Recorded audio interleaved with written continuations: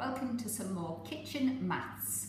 We're going to talk about equivalent fractions today and how to add and subtract fractions as well. The first set of videos we're going to use some apparatus so that we can have a look at equivalent fractions using our fraction pieces, and the second set of videos we're going to do them without the fraction pieces. So let's get started. First of all, let's remind ourselves what happens when we're looking at equivalent fractions. You can see that I have a piece of paper, a whole one, and I've split it into 3 equal parts. Those are thirds. Let's colour in one of those thirds. So at the moment, I'm thinking about 1/3. If I split my paper in half, like so, I've now got 6 pieces. So my fraction is now 6ths. I've still got the same amount coloured in though. I've still got 1/3, but now I have 2 6ths as well. So 1/3 is the same as 2 6ths. You'll notice that there's twice as many pieces in the whole one, and there's twice as many pieces that are coloured in. Let's have a think about the third again.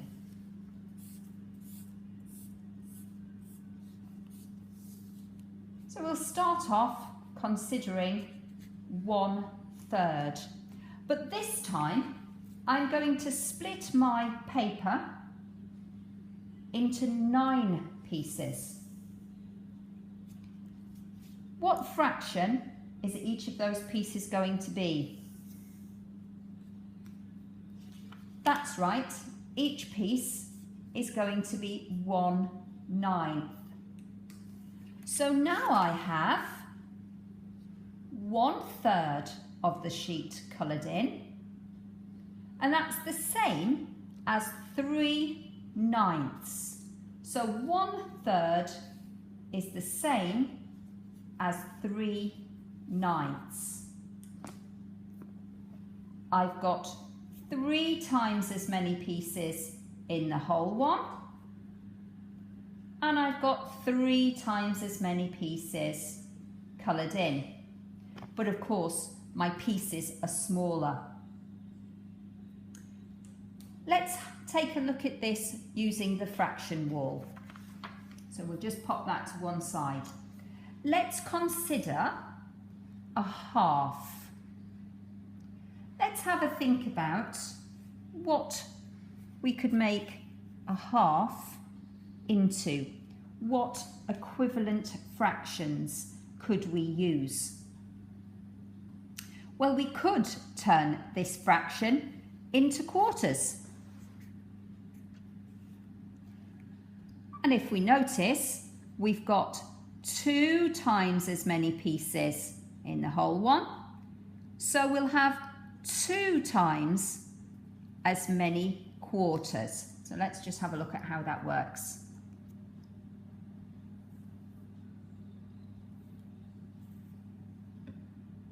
So our half is the same as 2 quarters.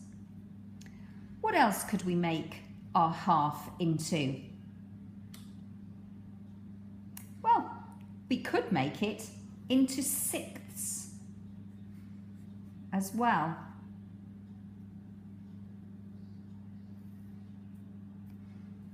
If we wanted to make 2 into 6, we'd multiply by 3. So we're going to have 3 times as many pieces in the whole one. We're also going to have 3 times as many 6ths as we did halves. So we've got 3/6 is the same as 1/2.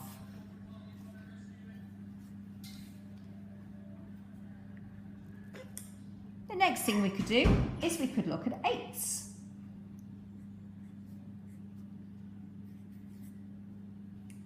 Okay, so this time we're going to think about how many pieces we're going to have to split our half into to make it into 8ths. Well, there are 4 times as many pieces in the whole one. So we're going to have 4 times as many pieces that we're considering. So this time we're going to have 4/8. So 4/8 is the same as 1/2. We don't always have to consider unitary or fractions that have a denominator, a numerator of 1 with our denominator. We can also have other numerators. So let's just fix our fraction wall and have a think about a different fraction to start off with.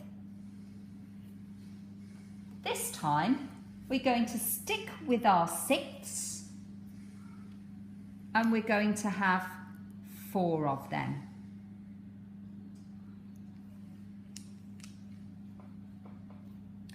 So we've got 4/6. The first thing we're going to do is have a look at our denominator and see if it can be made bigger. Do you remember what that's called when we make the denominator bigger? That's right, it's called simplifying. We could make our denominator into thirds, so let's do that. This time you're going to have fewer pieces. We have to divide by 2. So if we divide by 2 to get the number of pieces in the whole one, we also divide by 2 to get the number of pieces that we're going to consider. And we know that 4 divided by 2 is 2. So we need to have 2/3 is the same as 4/6. We can also multiply the denominator as well. Let's have a think about what we can multiply that by. Well, we can multiply that by 2. And then we would have how many 12ths?